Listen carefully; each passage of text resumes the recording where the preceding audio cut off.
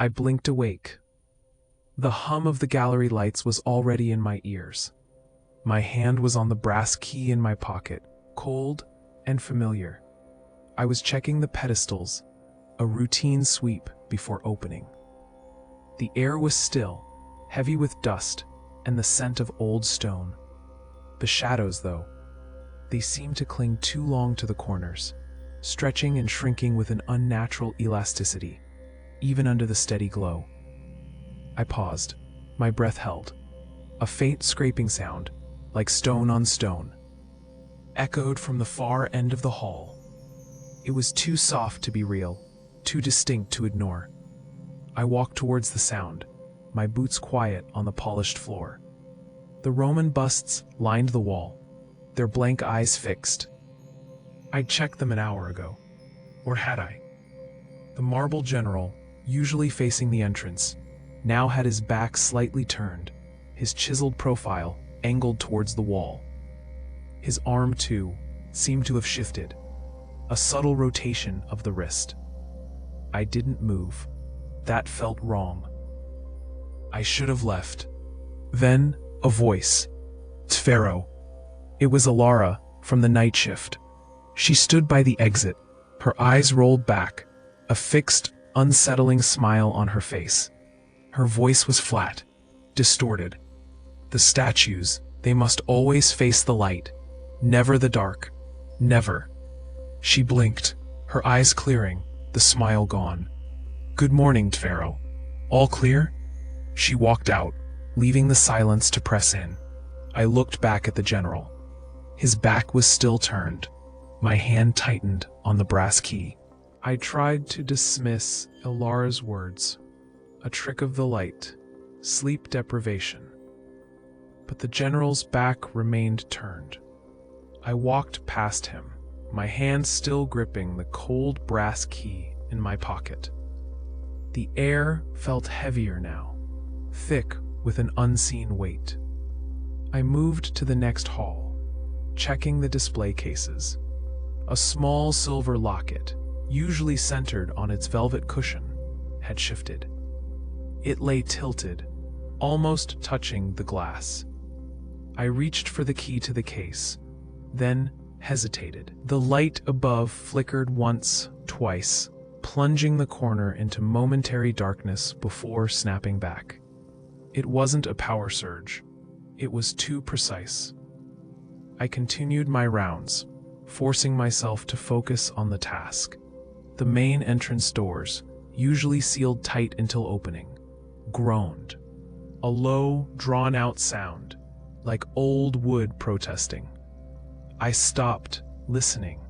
Nothing, just the hum of the gallery. But the sound had been real. I walked towards the doors, my boots echoing. The heavy oak was still locked. No draft, no visible movement. Yet the air around them felt colder, a distinct chill against my skin. I pressed my palm to the wood. It was smooth, unyielding. But I felt a faint vibration, a tremor deep within the grain. It was like something was pushing from the other side, testing the barrier. I didn't move. This felt wrong. I should have left. The silence stretched, taut and thin. I could feel eyes on me, though no one was there. The presence was closer now, a cold breath on my neck. I pulled my hand from the cold oak. The vibration had stopped, the chill lingered. I turned, forcing myself to move, to continue the sweep. My boots clicked softly on the polished marble. I passed the hall of ancient weaponry, the glint of steel catching the faint gallery lights. Ahead, a large ornate mirror, framed in dark wood, hung opposite a display of ceremonial masks. I glanced at it, a habit, checking the hall behind me. In the mirror's dark surface, a ripple, not a reflection of light, a distortion. A shape, tall and thin, seemed to stretch from the floor, just behind where I had been standing. It was gone as quickly as it appeared, a trick of the light, a tired mind. I spun around, my heart thudding a slow, heavy rhythm. Nothing. Just the empty hall. The Roman bust stared. The silence pressed in. I walked back, my gaze fixed on the spot where the shape had been. My breath hitched.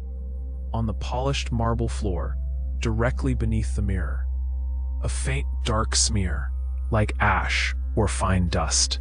It hadn't been there before. I knelt, touching it. It was cold. It felt wrong. My fingers came away stained, a gritty, almost metallic residue. I looked at my hand, then at the mirror. The ripple was gone, but the smear remained. I tightened my grip on the brass key.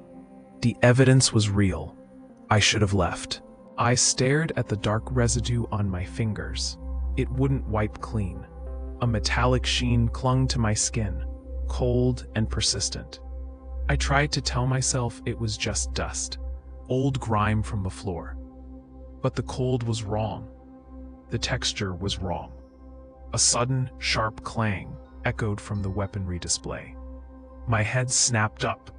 A ceremonial axe, heavy and ancient, had flown from its velvet mount. It lay on the marble, blade glinting, having spun to face the mirror. The sound was too loud for a simple fall, too deliberate. I took a step back, my heart hammering against my ribs. My breath hitched. I could feel the metallic grit on my skin, a constant reminder. The air grew heavy, thick with something unseen. Then, a low guttural growl vibrated through the floorboards. It wasn't human. It wasn't animal. It was a sound that seemed to tear at the fabric of the silence itself. It came from behind the mirror. I gripped the brass key in my pocket. Knuckles white. My mind screamed for a rational explanation. A settling beam, a faulty mount, a trick of the acoustics. But the axe had moved with force. The growl was too real. The mirror's surface began to ripple again. Not a gentle distortion this time, but a violent tremor, like water boiling. A dark shape began to coalesce within it, stretching, reaching. I should have left. I should have run. The mirror's surface boiled, not with water, but with something thicker, darker, like crude oil churning under immense pressure. The dark shape within it solidified, pushing through the glass as if it were mere membrane. First, a limb, impossibly long and jointed, slick with a sheen that drank the light, emerged with a wet, tearing sound. Then, a torso, a mass of shifting angles and shadows, without clear form, yet undeniably present, pulled itself free. It was a silhouette carved from pure dread, a void-given substance, a presence that seemed to consume the light around it. No eyes, no mouth, just an absence that stared back, a silent scream frozen in the air. The low, guttural growl intensified, vibrating through my bones, a sound that wasn't heard but felt, a tearing in the very fabric of the silence. I couldn't move. My feet were rooted to the polished marble. My fingers were clamped around the brass key in my pocket. The cold metal biting into my palm, a desperate anchor. It reached. Not for me, not directly, but towards the fallen axe, its shadowy digits stretching, elongating, leaving trails of shimmering darkness in the air. The air around it grew colder, a sudden, sharp drop that stole my breath, making my lungs ache. Then, as quickly as it had appeared, it began to recede, pulling back into the mirror. The glass shimmered, then settled, leaving only a faint, oily smear on its surface where the limb had emerged. The growl faded, but the cold remained, a lingering frost on the floorboards, a persistent ache in my chest.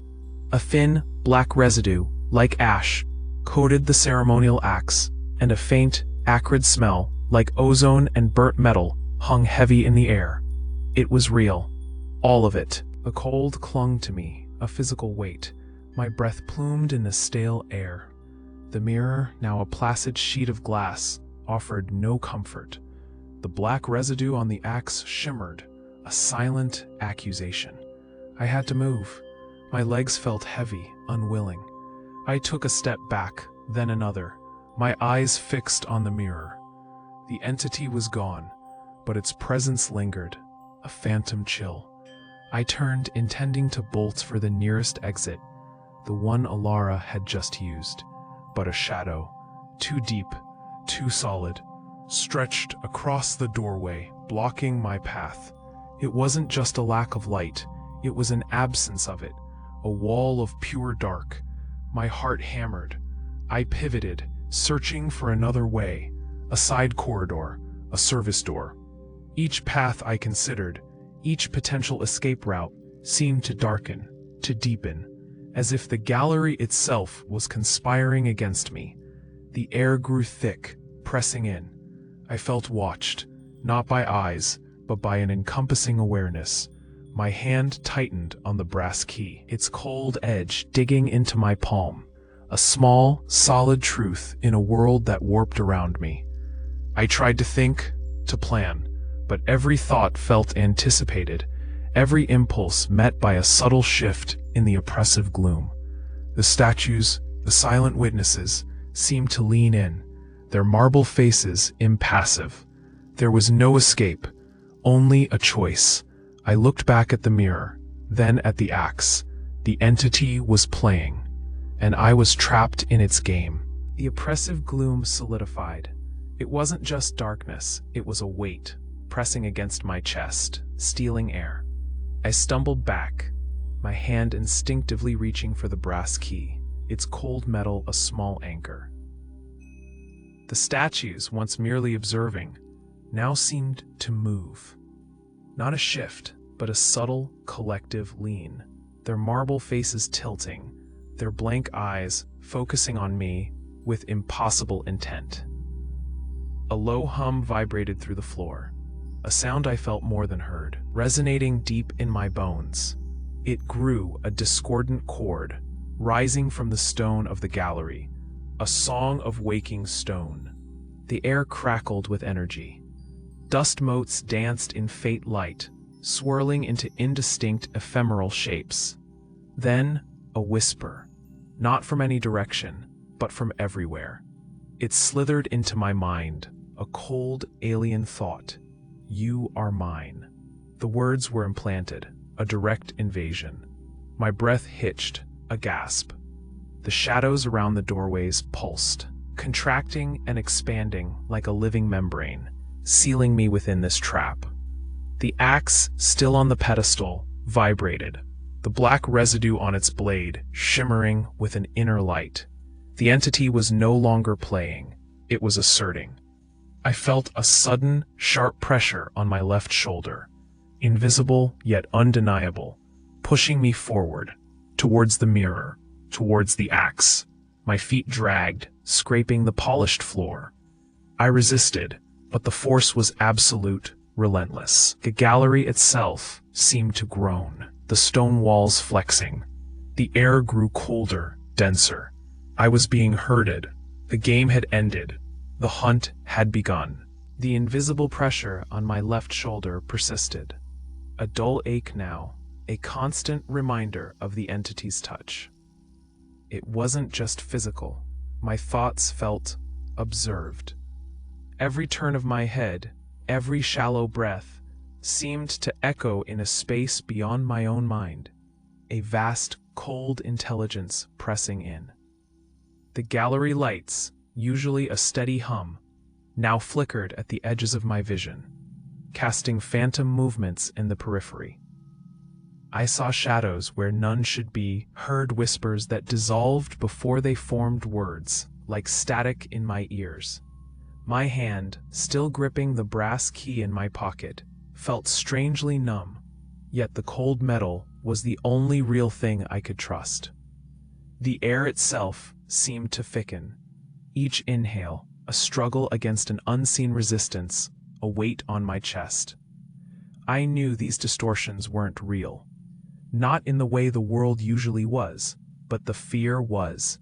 It was a cold, creeping dread that settled deep in my bones. A certainty that something unseen was always just behind me, just out of sight. The statues, silent and still, felt like sentinels, their blank eyes now judging, not merely observing. This entity wanted me to break. It wanted me to doubt my own senses, to question the very ground beneath my feet. But the ache in my shoulder, the lingering chill, the way the axe still pulsed on its pedestal, these were proof. This was real. I was not alone in this trap. I was its focus. The pressure lifted. It was sudden, like a heavy cloak shrugged off my shoulders. The cold intelligence receded, pulling back from the edges of my mind. The phantom whispers died, leaving only the gallery's low, steady hum. The flickering lights stabilized, settling into their familiar, dull glow. My breath came easier, no longer fighting an unseen resistance. The air thinned, losing its oppressive weight. I stood still, my hand still clenched around the brass key in my pocket, feeling the sudden, stark absence of dread. The statues, once judging, now seemed merely stone again, their blank eyes fixed on nothing. The gallery returned to its quiet, dusty self. A structural relief, not emotional. My shoulders slumped, not from exhaustion, but from the sudden, profound release of tension. I walked a slow circuit, checking the pedestals, the Roman busts. Everything appeared normal. Too normal. The marble general now faced the entrance. His arm no longer subtly rotated. The axe on its pedestal was just an axe, its surface dull and still. But the ache in my left shoulder persisted, a dull throb beneath my shirt, a physical scar from an invisible touch. And the cold, though lessened, still clung to the air, a faint metallic tang on my tongue, a whisper of what had been. This was not over. It was a pause, a breath. The entity had merely withdrawn, not vanished. I knew it would return. It always did. The task remained. The vigilance, too. A gallery hummed, a low, constant drone that usually soothed. Now, it felt like a held breath, a silence pregnant with expectation. My left shoulder still ached, a dull, persistent throb beneath the fabric of my shirt, a physical echo of the impossible. The metallic tang, too, lingered on my tongue, a faint, bitter taste that refused to fade, a ghost of its presence. I ran my thumb over the cold brass key in my pocket, its weight, a small thing. Familiar anchor in a world that refused to stay fixed. The statues stood still, their marble eyes unseeing, but I saw beyond their stillness. I saw the pattern, etched into the very air. The entity never truly left. It merely receded, a tide pulling back from the shore, only to gather strength and crash again. Each withdrawal was a deceptive calm, a structural relief that offered no true peace, only a temporary reprieve.